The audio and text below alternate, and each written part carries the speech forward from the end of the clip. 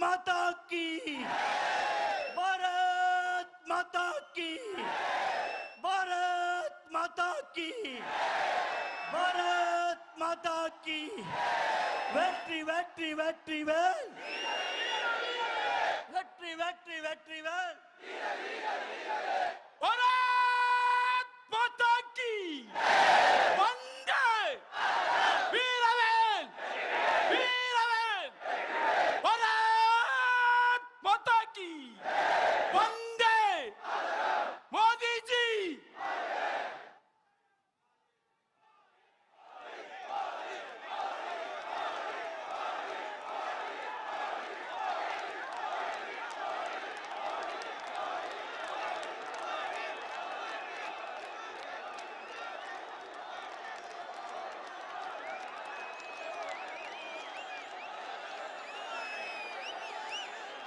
அன்று அயோத்தி ரத யாத்திரை, இன்று ராம ஜென்மபூமியை நினைவாக்கியது. இன்று ஆறுபடை வீடு வேல் யாத்திரை, நாளை காவிப்படை ஆட்சியை தமிழகத்திலே நினைவாக்கப் போகிறது.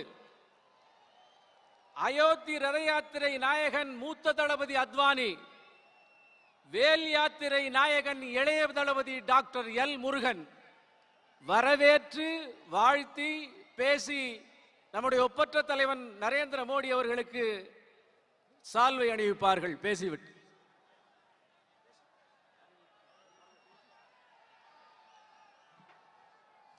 भारत माता की, भारत माता की, भारत माता की।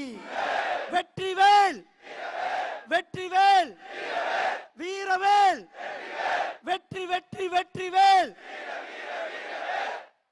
தமிழ்நாடு பாரதிய ஜனதா கட்சியின் சார்பில் நடைபெற இருக்கின்ற தேர்தல் பிரச்சார கூட்டத்தில் நமக்கெல்லாம் கலந்து கொள்ள வந்திருக்கின்ற பாரதத்தினுடைய வல்லமை மிக்கு தலைவர், ஆற்றல் மிக்கு தலைவர், உலகத்திற்கே வழிகாட்டியாக இருக்கின்ற தலைவர், தேசத்தினுடைய வளர்ச்சியை மட்டுமே எதிர்நோக்கின்ற தலைவர் திரு நரேந்திர மோடிஜி அவர்களை இந்த நிகழ்ச்சிக்கு வருக வருக என தமிழக பாரதிய ஜனதா கட்சியின் சார்பில் இருகரம் கூப்பி வரவேற்கிறோம்.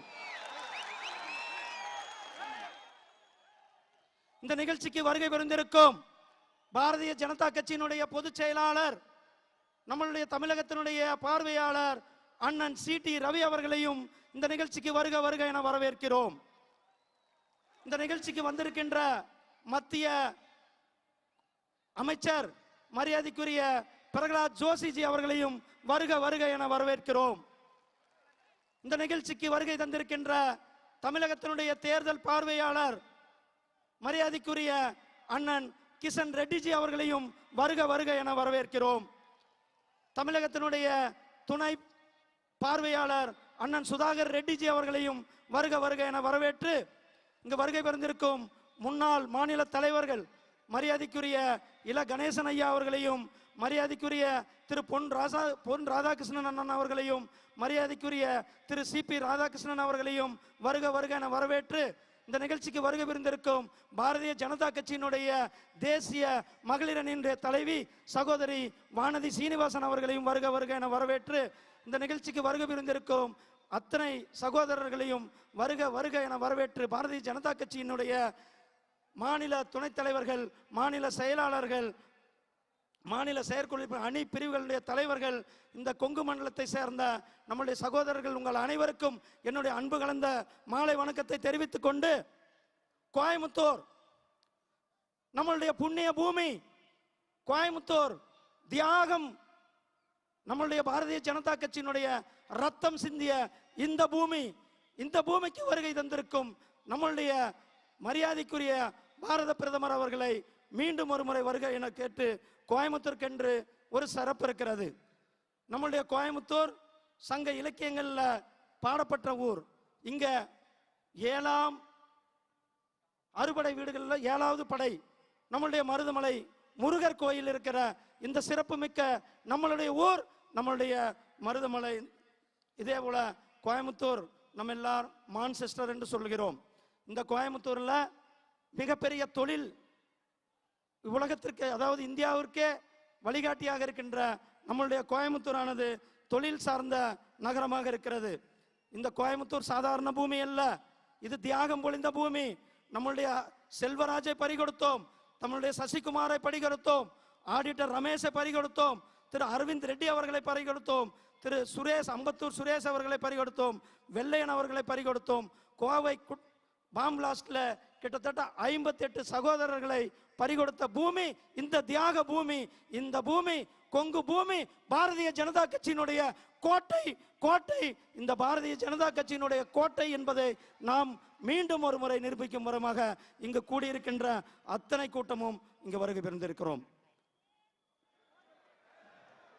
நம்மளுடைய பாரத பிரதமர் அவர்கள் தமிழை எப்படி நேசிக்கிறார்கள், தமிழை எப்படி போற்றுகிறார்கள், தமிழோட எப்படி அவர் ஒன்றிணைந்து வாழ்ந்து கொண்டிருக்கிறார்கள் என்பது நமக்கெல்லாம் தெரியும். அவர் எங்க போனாலும் திருக்குறளையும் புறநானூறையும் சங்க இலக்கியத்தையும் அவர் வந்தா எங்க போனாலும் பேசிட்டே இருக்கார். இதுக்கு முன்னாடி யாராவது ஒரு பிரதமர் இப்படி பேசியது உண்டா? பேசியது இருக்குதா? நம்ம பிரதமர் திருக்குறளையும் பாரதியாருடைய கவிதைகளையும் சங்க இலக்கியங்களையும் தான் பேசியிருக்கிறார். இதுக்கு முன்னாடி இப்படி ஒரு பிரைம் மினிஸ்டர் பேசியது உண்டா? பேசியது இல்லை. நமக்கு அப்போ தமிழுக்கு ஆதரவானவர்கள் யார்? நம்மளுடைய பிரதமர்.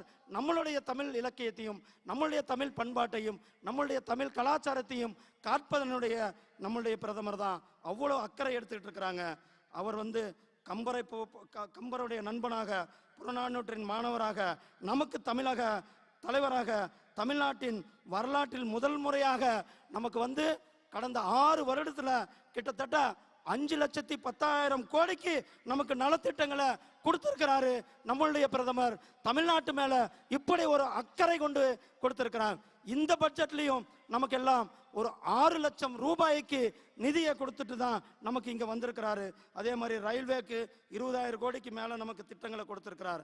அப்படிப்பட்ட திட்டங்களை நமக்கு கொடுத்து நம்மளுடைய மோடிஜி நம்ம கிட்ட வந்திருக்கார். வேல் யாத்திரை, நம்மளுடைய வேல் யாத்திரை எப்படி ஒரு மிகப்பெரிய எழுச்சியை ஏற்படுத்தியது. கோயம்புத்தூர்ல இருந்து மட்டும் 25,000 பேர் அந்த நம்மளுடைய வேல் யாத்திரை கலந்துகிட்டோம். திருப்பூர்ல இருந்து கிட்டத்தட்ட 15,000 பேர் கலந்துகிட்டோம். ஈரோடுல இருந்து கிட்டத்தட்ட 10,000 பேர், சேலத்தில் இருந்தும் கிட்டத்தட்ட 10,000 பேர், நாமக்கல்ல இருந்தும் கிட்டத்தட்ட 10,000 பேர் நாம் கலந்து கொண்ட நம்மளுடைய வேல் யாத்திரை நடந்தது. வேல் பூஜை நம்ம கிட்டத்தட்ட 65 லட்சம் பேர் தமிழ்நாட்டில் நம்மளுடைய வீடுகளிலே இருந்து வேல் பூஜை செஞ்சோம். இதையெல்லாம் நம்மளுடைய பிரதமர் மதிப்புக்குரிய திரு நரேந்திர மோடிஜி அவர்கள் பார்த்துக்கிட்டு தான் இருக்கிறாங்க. அவருக்கு நம்மளுடைய எழுச்சி தெரியும், தமிழர் உணவு புரியும், நம் பக்தி தெரியும். உங்கள் உணர்வில் கடவுள் முருகர் இருக்கிறாரா இல்லையா? நம்மளுடைய உணவில் கடவுள் முருகர் இருக்கிறாரா இல்லையா? கந்த சஷ்டி கவசத்தை இழிவுபடுத்தியவர்களுக்கு தக்க பாடம் கற்பிக்கணும்னு வேல் யாத்திரைக்கு நாம் மிகப்பெரிய வெற்றி கொடுத்தோம். அப்படிப்பட்ட நம்மளுடைய இந்த பண்பாடு தான் நமக்கு முக்கியம். நம்மளுடைய தெய்வம் முருகனை அவர்களை நாம் உயிராக போற்றுகிறோம். இதேதான், அதனால தான் நாம் இவ்வளவு பேர் இங்க வந்திருக்கிறோம். வெற்றிவேல், வெற்றிவேல், வெற்றிவேல். இதோ இந்த வேல் யாத்திரை பிரதமர் முடிஞ்சது. நம்மளுடைய பிரதமர் இங்க வந்திருக்கிறாங்க. உங்கள் சார்பாக, உங்கள் உணர்வின் சார்பாக, உங்கள் நம்பிக்கை சார்பாக தமிழகத்தின் மிகப்பெரிய மாற்றத்தை நாம் ஏற்படுத்துவோம் என்று நாம் அதற்கு உறுதிக்குறை சொல்லுவோம். சொல்லுங்கள். நர்மதையின் கரையில் பிறந்து, கங்கையின் யமுனையில வறந்து, காசியில வென்று, தாமிரபரணியையும் வைகையையும் காவிரியும் தன் உறவென கொண்டு ஒரு தாய்ப்பிள்ளை என்று நம் நினைத்து நம்மோடு சொந்தம் கொண்டாட நம் வீட்டின் ஒருவராக நமக்காக இருந்து வந்துள்ள இவர் நம்மளுடைய தலைவர் மட்டுமல்ல, நம் பந்தம், நம் சொந்தம். தமிழனுக்கும் தமிழ்நாட்டுக்கும் இவர் சொந்தம். நம்மளுடைய பாரத பிரதமர் திரு நரேந்திர மோடி அவர்களை இருகர கூப்பி வருக வருக என கேட்டுக்கொண்டு உங்களிடத்தில் விடைபெறுகிறேன். நன்றி, வணக்கம். பாரத் மாதா கி. வெற்றிவேல், வெற்றிவேல்.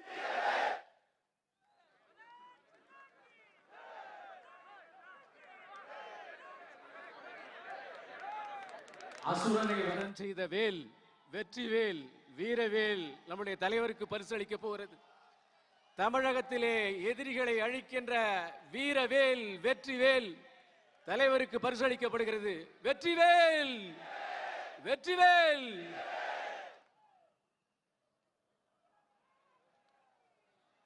குஜராத்தின் ஏதோ ஒரு மூலையிலே பிறந்து உலகின் எல்லா மூலைகளும் இந்தியாவை திரும்பி பார்க்க செய்தவனே, பிச்சைக்காரர்கள் நாடு, பாம்பாட்டிகள் நாடு என என் தாய் மண்ணை உலகம் சொன்னபோது கொரோனா தடுப்பூசி தயாரித்து உலகத்துக்கே உயிர் பிச்சை தந்தவனே,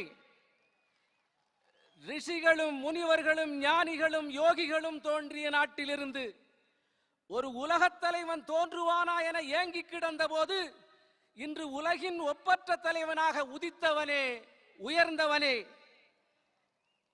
68 முறை தமிழை உலக அரங்கிலே உச்சரித்தவனே, பச்சை தமிழனின் பந்தமே, சொந்தமே, not born with a silver spoon but born with the silver tongue, not born in the family of Ananda Bhavan but born in the family of Hedgewar Bhavan. Most honorable Prime Minister, poet Tagore says, where the mind is without fear, there the head is held high. Now the Indian mind is without fear because of you, and every Indian head is held high because of you. The one name the whole of India is uttering like a mantra is Narendra Modi. It is you made India proud. It is you who made Indians happy. It is you made the whole world comes in terms with India. Prime Minister Ji, Tamil Nadu welcomes you. Kongu welcomes you. Coimbatore welcomes you. Vanga Modi, Vanakkanga Modi, Kongu Makkal, வரவேற்கிறோம் கூடி.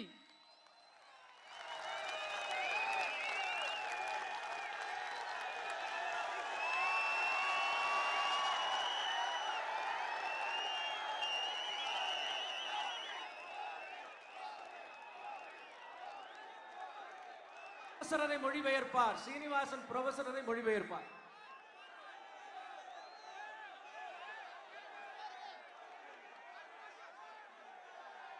Modi Modi Modi Modi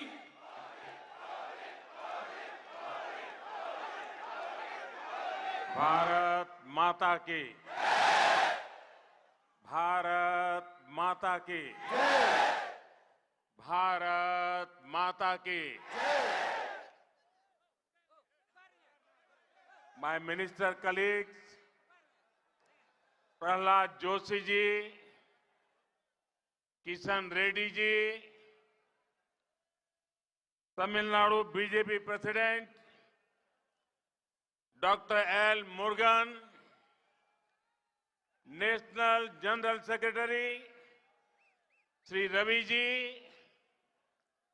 Shri CP Radhakrishnan ji,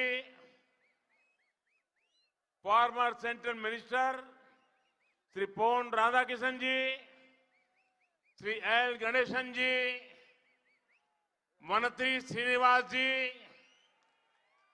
G K Selva Kumari ji, party colleagues, distinguished karyakarta, vanakkam Tamil Nadu, Vanakkam Coimbatore, Vetrivel वीरावेल. I am so happy to be among you all. Pranam to the dynamic people of the Congo region. There is something very special about this soil. This soil has nurtured great thinkers, scholars, freedom fighters, scientists, and more. The grand temples of this region and the entire state of Tamil Nadu draw people from all over the world. I have just come from a program where many development works were launched. The works cover the energy sector, port modernization, connectivity, housing and urban development. These works will further ease of living and ensure a life of dignity for the people of Tamil Nadu. உங்களோடு இருப்பதில் எனக்கு இன்று மிகவும் மகிழ்ச்சி. செயலாற்றல் மிக்க கொங்கு பகுதி மக்களுக்கு என் வணக்கங்கள். இந்த கொங்கு மண்ணுக்கென்று சில மிகச்சிறந்த தன்மைகள் உண்டு. இந்த கொங்கு மண் ஆகச்சிறந்த சிந்தனையாளர்களையும் அறிஞர்களையும் விடுதலை வீரர்களையும் விஞ்ஞானிகளையும் உருவாக்கிய மண் இந்த கொங்கு மண். இந்த பகுதியிலும் தமிழகம் எங்கிலும் இருக்கிற பிரம்மாண்டமான ஆலயங்கள் உலகத்தில் உள்ள எல்லா மக்களையும் இந்த பகுதிக்கு சுண்டி இழுத்து வரவைக்கிறது.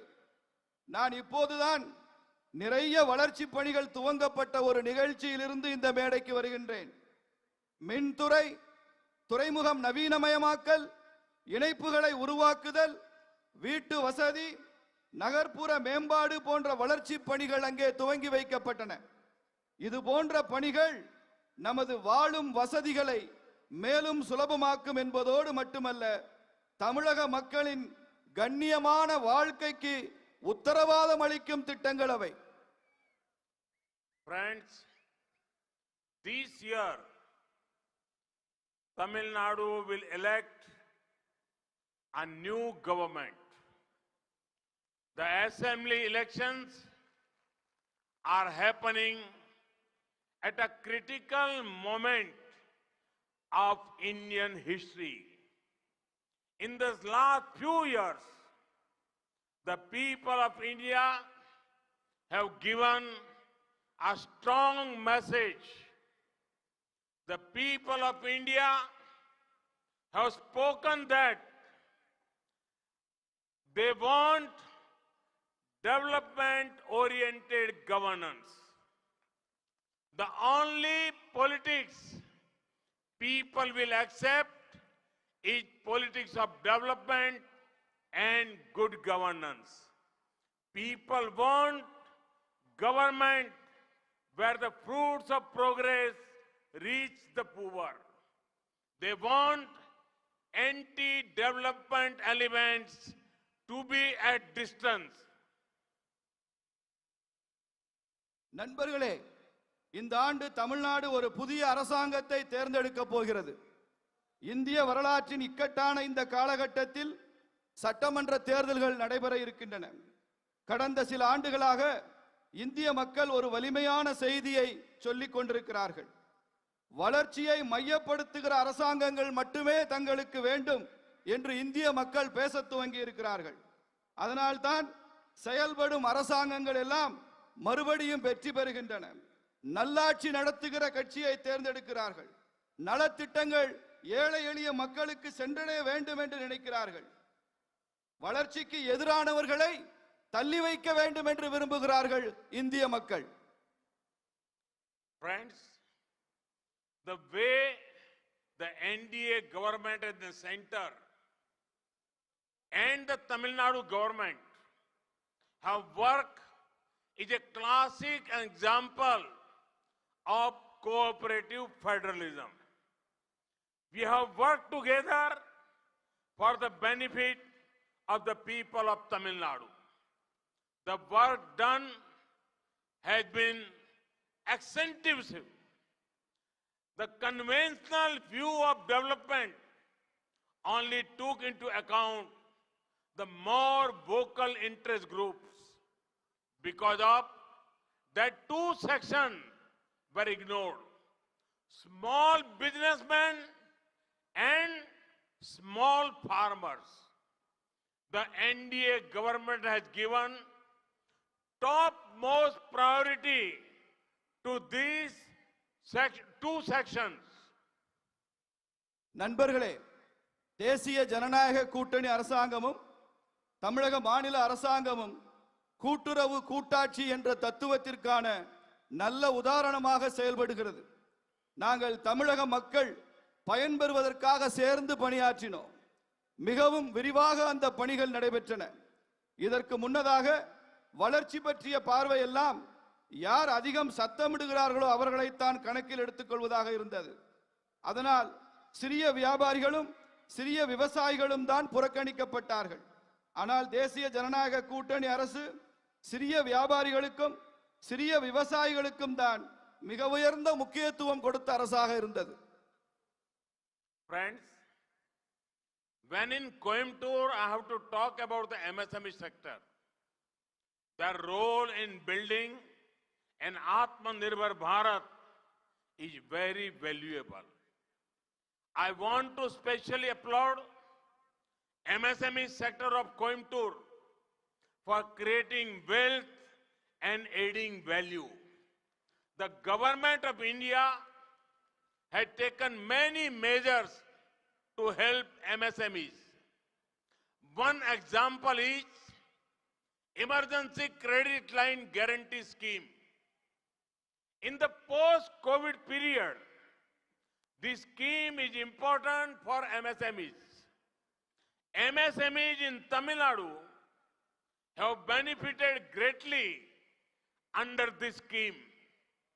Almost 14,000 crore rupees have been sanctioned for 3.5 lakh MSMEs across the Tamil Nadu. In Coimbatore district, almost 25,000 small industrial units have benefited from this scheme. நண்பர்களே, நான் கோயம்புத்தூரில் இருக்கும்போது குறு சிறு நடுத்தர தொழில்கள் பற்றி பேசியாக வேண்டாம். குறு சிறு நடுத்தர தொழில்துறை தன்னிறைவு பெற்ற பாரதம் என்கிற கருத்தாக்கத்திற்கு மிகவும் மதிப்பு சேர்த்த துறை சிறு குறு நடுத்தர தொழில்துறை. இந்திய அரசாங்கம் இந்த சிறு மற்றும் குறு தொழில்களுக்கு நிறைய நடவடிக்கைகள் எடுத்திருக்கிறது. அதற்கு ஒரு உதாரணம் சொல்லுகிறேன். அரசு உத்தரவாதம் தரும் அவசரகால கடன் உதவி திட்டம், அது இந்த பகுதியிலே மிக அதிகம் பேருக்கு அந்த பலன்கள் சென்று சேர்ந்திருக்கின்றன.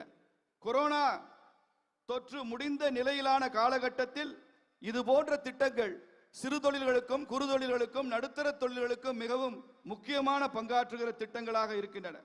தமிழ்நாட்டில் உள்ள சிறு குறு நடுத்தர தொழில்கள் இதனால் மிக அதிக பலன்களை பெற்றிருக்கிறது. தமிழ்நாட்டில் மாத்திரம் 3.5 லட்சம் சிறு குறு தொழில்களுக்கு 14,000 கோடி ரூபாய் கடன் உதவியை இந்த அரசாங்கம் வழங்கியிருக்கிறது என்பதை இங்கே தெரிவித்துக் கொள்கிறேன். கோயம்புத்தூரில் மட்டும் 25,000 சிறு தொழிற்சாலைகள் இதனால பலன் பெற்றிருக்கிறது இந்த திட்டத்தினால. Friends, last year the definition of MSME was changed, making it more inclusive and broad-based. I fully understand that our MSMEs need greater help for grievance redressal and finding new opportunities. For that, especially dedicated portal called Champions was launched to provide the necessary hand-holding. The announcement in this budget include MSME specific reforms for faster resolution of cases. Custom duties were reduced on various steel products. Exemption to steel scrap duty has been granted till 31st March 2022. Duties were raised on steel screw plastic builder, wear and prone feed. நண்பர்களே, சென்ற ஆண்டு சிறு குறு மற்றும் நடுத்தர தொழில்கள் என்பதற்கான வரையறையே முற்றிலுமாக மாற்றி அமைக்கப்பட்டிருக்கிறது. அது இன்னும் பரந்துபட்டதாகவும் எல்லா விஷயங்களையும் உள்ளடக்கியதாகவும் அந்த வரையறை விளங்குகிறது. நமது சிறு குறு தொழில்களுடைய குறைகள் களையப்படுவதற்காகவே, புதிய வாய்ப்புகளை உருவாக்குவதற்காகவே இன்னும் பேருதவி தேவை என்பதை நான் முழுமையாக புரிந்து கொண்டுதான் இருக்கிறேன். அதனால்தான் அதற்கென்றே சிறப்பாக அர்ப்பணிக்கப்பட்ட சாம்பியன் என்கின்ற இணையதளம் நிறுவப்பட்டு அந்த தொழில்களுக்கு தேவையான உதவிகள் செய்யப்படுகின்றன. அது மட்டுமல்லாமல் இந்த ஆண்டு நிதிநிலை அறிக்கையில் சிறு குறு தொழில்களுக்கென்று விரைவாக வழக்குகளை தீர்க்கும் சீர்திருத்தம் அறிவிக்கப்பட்டுள்ளது. நிறைய எஃகு பொருட்கள் மீதான கலால் வரி குறைக்கப்பட்டிருக்கிறது. மார்ச் 2022 வரை இரும்பு எஃகு ஸ்கிராப்புக்கான வரி விலக்கு கொடுக்கப்பட்டிருக்கிறது. இரும்பு ஸ்க்ரூக்கள், பிளாஸ்டிக் கட்டிட பொருட்கள், பிரான் என்கிற வகையான மீனுக்கான உணவு இவற்றிற்கெல்லாம் வரி உயர்த்தப்பட்டிருக்கிறது என்பதை தெரிவித்துக் கொள்கிறேன். Friends, we are equally focused on building a vibrant textile sector. In the last 7 years, the government of India has modernized the textile infrastructure. Credit access has improved and machinery modernized. In the budget of Mega Investment Textile Park Scheme has been announced. 7 textile parks will come up in 3 years. Export of leather products, garments, and handicrafts are being encouraged. Textile was also an integral part of the PLI scheme announced late last year. Once again, I assure the MSME sector that I and my government are with them in their efforts. India is proud of them. நண்பர்களே, நாம் வலிமையான ஜவுளித்துறையை கட்டமைப்பதிலும் கூட அதிக கவனம் கொடுத்து கொண்டிருக்கிறோம். கடந்த 7 ஆண்டுகளில் மட்டும் அரசு ஜவுளித்துறையின் உள்கட்டமைப்பை நவீனப்படுத்தி இருக்கிறது. கடன் வழங்குவதும் அதிகரித்து இயந்திரங்களை நவீனப்படுத்துவதும் தொடர்ந்து நடைபெற்றுக் கொண்டிருக்கிறது. இந்த ஆண்டு நிதிநிலை அறிக்கையிலே மித்ரா என்று சொல்லக்கூடிய பெரிய முதலீடுகளுக்கான ஜவுளி பூங்கா திட்டம் அறிவிக்கப்பட்டிருக்கிறது. இன்னும் 3 ஆண்டுகளில் இந்தியாவில் 7 ஜவுளி பூங்காக்கள் வந்துவிடும் என்று நான் இந்த இடத்திலே சொல்லிக் கொள்கிறேன். தோல் பொருட்கள், ஆடைகள், கைவினை பொருட்கள் ஆகியவற்றின் ஏற்றுமதி கூட பெரிய அளவிலே ஊக்குவிக்கப்பட்டு கொண்டிருக்கிறது. ஜவுளி என்பது சென்ற ஆண்டு அறிவிக்கப்பட்ட PLI திட்டத்தின் ஒருங்கிணைந்த பகுதி என்பதை நான் இங்கே மீண்டும் உறுதியளிக்கின்றேன். நான் பெருமையுடன் சொல்லிக் கொள்கிறேன், நான் இந்த சிறு குறு நடுத்தர தொழில்களுடன் இருக்கிறேன் என்பதை நான் இங்கே மீண்டும் உறுதியளித்து சொல்லிக் கொள்கிறேன். இந்தியா இந்த சிறு குறு நடுத்தர தொழில்கள் மூலம் இந்த தேசம் பெருமைப்படுகிறது என்பதை நான் இங்கே உங்களுக்கு சொல்லிக் கொள்கின்றேன். Friends, in the same way, it has been our honor to work for the small farmers of India. In the past 7 years, our efforts for the small farmers are aimed at giving them a life of prosperity and dignity. From Kisan credit cards to soil health cards, from e-NAM to an effective crop insurance scheme, we want to bring a paradigm shift in the agriculture sector. We do not want our small farmer to be dependent on anyone or feel suffocated due to middlemen. The PM Kisan scheme just completed 2 years yesterday. 11 crore farmers have gained from this scheme. For many years, the farmers of India demanded MSP rise. It was our government that had the opportunity to bring a holistic MSP rise. In the last 6 years, MSP for copra had nearly doubled. We will keep working for this associated with their sector. நண்பர்களே, அதுபோலவே இந்தியாவின் சிறிய விவசாயிகளுக்காக செயலாற்றுகிறோம் நாம் என்பதில் நாம் ரொம்ப பெருமை கொள்கிறோம்.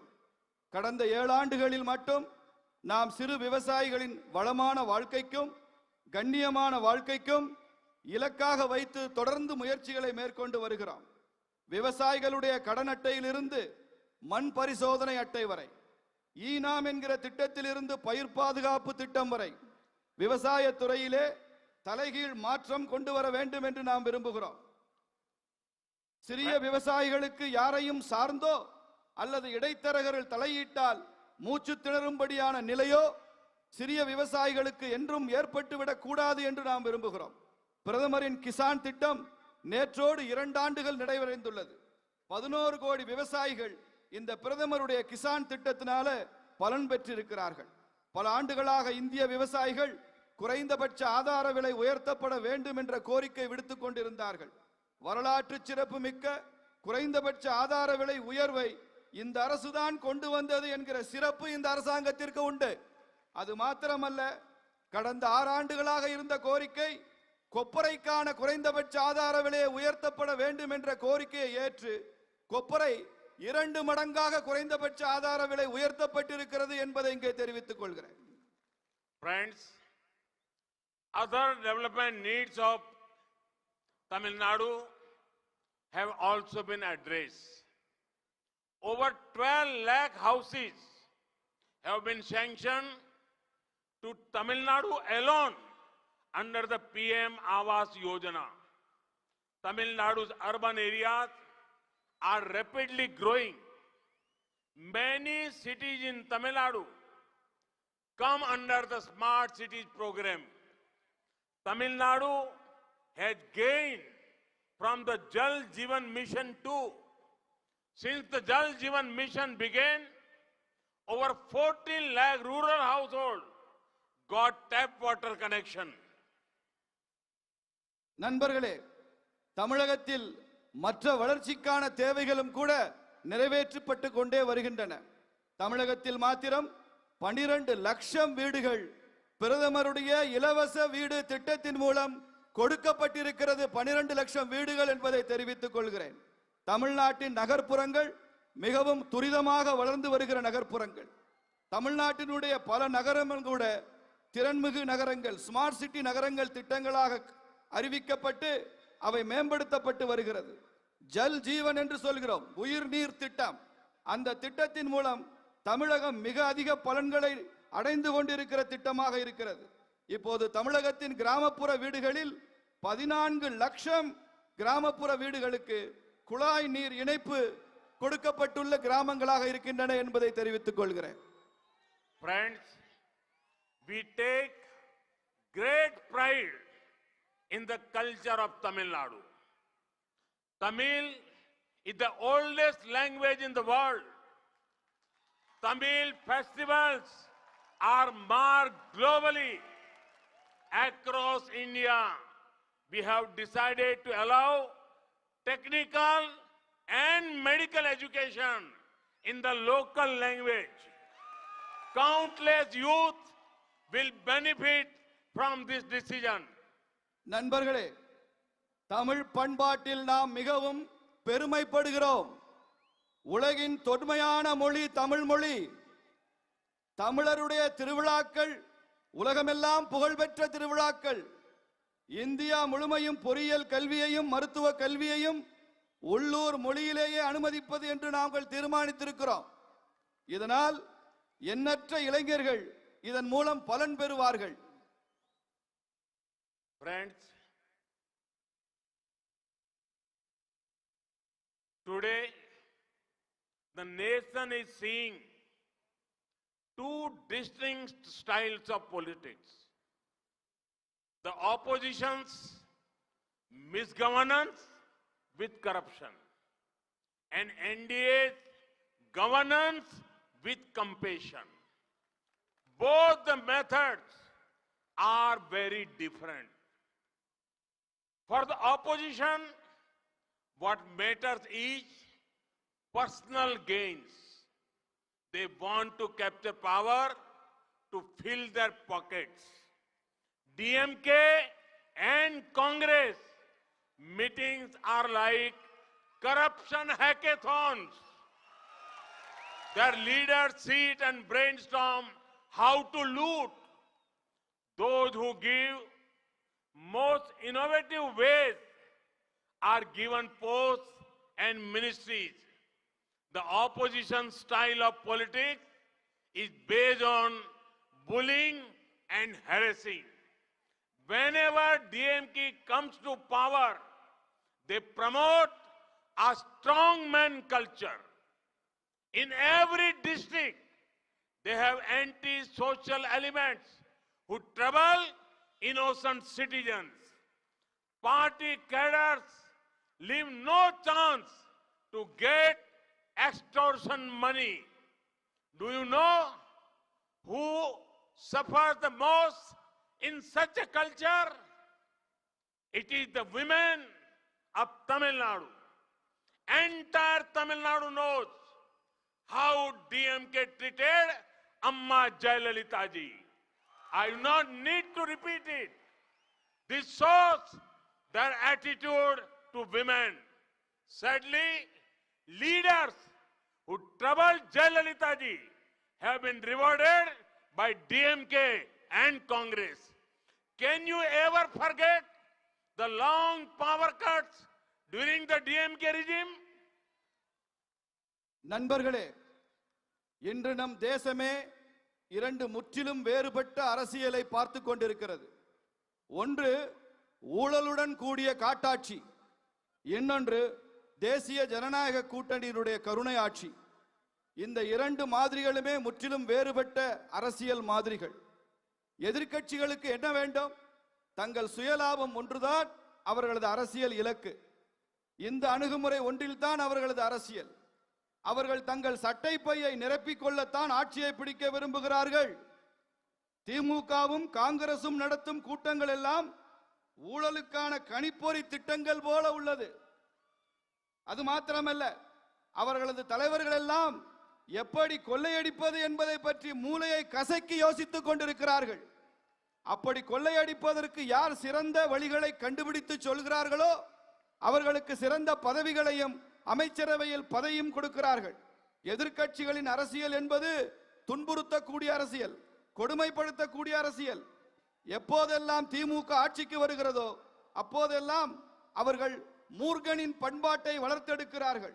ஒவ்வொரு மாவட்டத்திலும் அப்பாவி மக்களுக்கு தொல்லை தரும் சமூக விரோதிகளை தங்கள் பக்கம் வைத்திருக்கிறார்கள். கட்சி தொண்டர்களோ மாமூல் பணம் பறிக்கும் வாய்ப்பு கிடைத்தால் அவர்கள் விடுவதில்லை.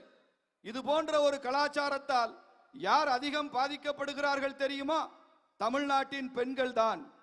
அவர்கள் ஒட்டுமொத்த தமிழகமும் ஜெயலலிதா அம்மையார் அவர்களை திமுக எப்படி நடத்தியது என்பதை நன்றாக அறிவார்கள். நான் திரும்ப அதை சொல்ல வேண்டிய தேவையில்லை. பெண்கள் மீதான அவர்களது எண்ணத்தை தான் இது காட்டுகிறது.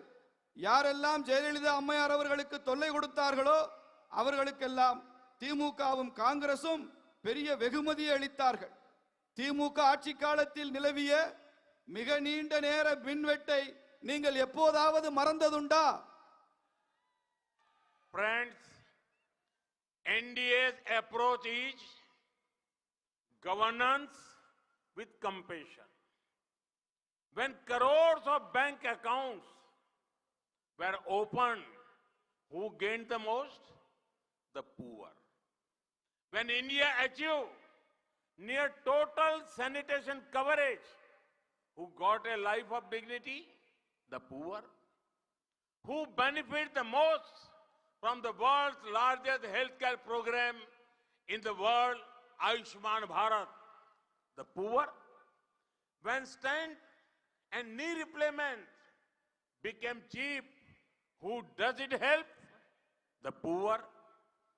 நண்பர்களே, தேசிய ஜனநாயக கூட்டணியினுடைய அணுகுமுறையே கருணையுடன் கூடிய ஆட்சி என்பதுதான். கோடிக்கணக்கான வங்கிக் கணக்குகள் புதிதாக துவங்கப்பட்ட போது அதனால் அதிகம் பயனடைந்தவர்கள் யார்? ஏழை எளிய மக்கள். இந்தியா முழுமையான சுகாதார திட்டத்தை சாதித்து காட்டிய போது கண்ணியமான வாழ்வை பெற்றவர்கள் யார்? மறுபடியும் ஏழை எளிய மக்கள் தான். உலகின் மிகப்பெரிய உடல்நல திட்டமான ஆயுஷ்மான் பாரத், அந்த திட்டத்தில் அதிகம் பலனடைந்தவர்கள் யார்? ஏழைகள். எப்போது இதய நோய் சிகிச்சைக்கான கருவிகளும் மூட்டு மாற்று சிகிச்சை கருவிகளும் விலை குறைக்கப்பட்டதோ அப்போது அது யாருக்கெல்லாம் உதவியது? ஏழை எளிய மக்களுக்கு தான். Friends, the DMK has lost the right to be called an all Tamil Nadu party. The last time they won a full majority on their own in the state was 25 long years ago. Both Congress and DMK are suffering from internal contradictions. Both parties have tried to launch and relaunch their respective first families, but they have not got success. There is a continuous family drama there. DMK and Congress are so busy in internal matters that they cannot deliver good governance to Tamil Nadu.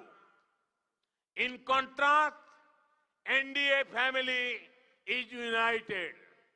The aim is one and only one: welfare of the Tamil Nadu, welfare of the Tamil people. நண்பர்களே, திமுக ஒட்டுமொத்த தமிழகத்திற்கான கட்சி என்ற உரிமையை முற்றிலுமாக அது இழந்துவிட்டது. அவர்கள் முழுமையான பெரும்பான்மை பெற்று தமிழகத்திலே ஆட்சி அமைத்து 25 ஆண்டுகளாகிவிட்டது. இப்போது அவர்கள் தமிழகம் என்ற பிராந்தியத்திற்குள் உள்ள ஒரு பிராந்திய கட்சி. திமுகவும் காங்கிரசும் உள் முரண்பாடுகள் நோயால பீடிக்கப்பட்ட கட்சிகளாக இருக்கின்றார்கள். இரண்டு கட்சிகளும் திரும்ப திரும்ப தங்கள் கட்சியின் முதல் குடும்பத்தை முன்னுக்கு கொண்டு வர முயற்சித்து அதிலே தோற்று போய் இருக்கிறார்கள். குடும்ப காங்கிரசும் திமுகவும் அவர்களுடைய உள் விவகாரங்களிலே சிக்கித் தவிக்கிறார்கள். அவர்களால் நல்லாட்சி தர முடியாது. ஆனால் தேசிய ஜனநாயக கூட்டணி என்பது ஒரு குடும்பம் போன்று ஒற்றுமையுடன் பலமாக திகழ்கிற ஒரு கூட்டணியாக இருக்கிறது. தேசிய ஜனநாயக கூட்டணியினுடைய நோக்கம் ஒன்றே ஒன்றுதான். தமிழகத்தின் நலன் மாத்திரமே தேசிய ஜனநாயக கூட்டணியுடைய நோக்கமாக இருந்து வருகிறது. Friends, DMK ruled Tamil Nadu for many years. Congress was in center for many years. Yet, these parties were not bothered about the demands of the Devendra Kulla Vellalar community. It was the AIDMK government in Tamil Nadu and the BJP-led NDA government at the center that accepted their long-standing demand to be known as Devendra Kulla Vellalar. நண்பர்களே, பல ஆண்டுகள் மத்தியில திராவிட முன்னேற்றக் கழகம் மாநிலத்தில் ஆட்சி செய்தது. காங்கிரஸ் கட்சி மத்தியிலே பல ஆண்டுகள் ஆட்சியில் இருந்தது. ஆனால் அவர்கள் தேவேந்திர குல வேளாளர் என்கிற சமுதாயத்தினுடைய கோரிக்கையை பற்றி கொஞ்சம் கூட கவலைப்படாத அரசாங்கங்களாக இருந்தார்கள். மாநிலத்தை ஆட்சி செய்த அதிமுக அரசும் மத்தியிலே பாரதிய ஜனதா கட்சி தலைமையிலான தேசிய ஜனநாயக கூட்டணி அரசும் தான் அந்த சமுதாயத்தினருடைய நீண்ட நாள் கோரிக்கையை ஏற்றுக்கொண்டு இவர்கள் தேவேந்திர குல வேளாளர்கள் என்று ஏற்றுக்கொண்டிருக்கிற அரசாங்கமாக இருக்கிறார்கள். Friends, the NDA stands for regional aspiration and national progress. The development works launched today must be seen in that spirit. Once again, congratulations to the people of Tamil Nadu for the works inaugurated. Thank you very much. Vanakkam. நண்பர்களே, தேசிய ஜனநாயக கூட்டணி என்பது அனைத்து மாநிலங்களுடைய விருப்பங்களையும் தேசத்தினுடைய வளர்ச்சியையும் மையமாக வைத்து நிற்கிற ஒரு கட்சியாக கூட்டணியாக இருக்கிறது. இன்று இங்கே கோயம்புத்தூரில் துவங்கப்பட்ட வளர்ச்சி பணிகள் அந்த கண்ணோட்டத்தில் தான் தேசத்தின் வளர்ச்சிக்குத்தான் துவங்கப்பட்டன என்பதை பார்க்க வேண்டும். நான் மறுபடியும் தமிழக மக்களுக்கு சொல்லிக் கொள்கிறேன், தமிழக மக்களை மனதார பாராட்டுகிறேன். நன்றி, உங்களுக்கு மிக்க நன்றி. இது போன்ற திட்டங்களை நீங்கள் துவங்கியதற்கு நன்றி. பாரத் மாதா கி ஜெய். பாரத் மாதா கி ஜெய். பாரத் மாதா கி ஜெய். பாரத் மாதா கி ஜெய். வணக்கம்.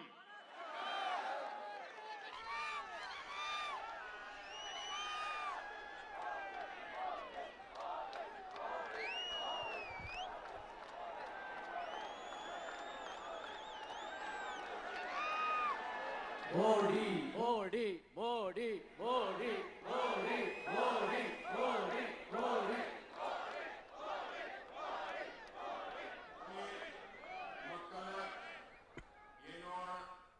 அன்பான வணக்கம். மருதம் லை முருகனுக்கு அரோஹரா.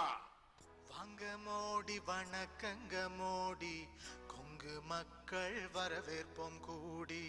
வாங்க மோடி வணக்கங்க மோடி, கொங்கு மக்கள் வரவேற்போம் கூடி. நீங்க தந்த திட்டங்கள் கோடி, மக்கள் என்றும் உங்கள் பின்னாடி. நீங்க தந்த திட்டங்கள் கோடி, மக்கள் என்றும் உங்க பின்னாடி. அனைவருக்கும் வீடு மருத்துவ காப்பீடு, அனைவருக்கும் வீடு மருத்துவ காப்பீடு. வாங்க மோடி வணக்கங்க மோடி. तो आप ऐसी तस्वीरें देख रहे थे कोयम्बटूर से, जहां पर प्रधानमंत्री नरेंद्र मोदी पहुंचे हुए थे। एक जनसभा को संबोधित किया उन्होंने, तमाम बातों का खुलकर जिक्र किया।